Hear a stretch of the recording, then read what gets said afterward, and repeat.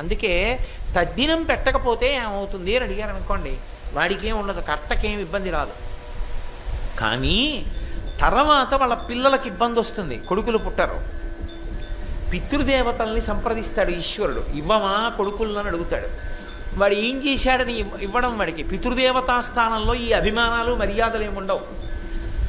ఇవ్వక్కర్లేదని చెప్తారు పితృదేవతలు, కొడుకుల్ని ఇవ్వరిక. కర్మసంతానం ఉండదు, అక్కడితో ఆ ఇంటి సింహాసనానికి నీరాజనం ఆగిపోతుంది. ఆగిపోయి అల్లుడి గోత్రం వేరు, అల్లుడు ఈ సింహాసనం తీసుకోడు. కాబట్టి ఏం చేస్తారంటే ఆ పంచాయతనాన్ని, ఆ సింహాసనాన్ని నీటిలో కలిపేయవలసి ఉంటుంది.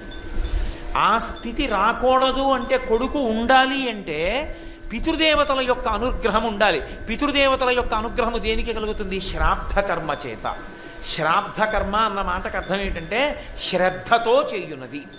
శ్రద్ధతో చేయున్నది అన్న మాటకు అర్థం ఏమిటి? శ్రద్ధ అంటే ఏమిటి అంటే శంకర భగవత్పాదులు వ్యాఖ్య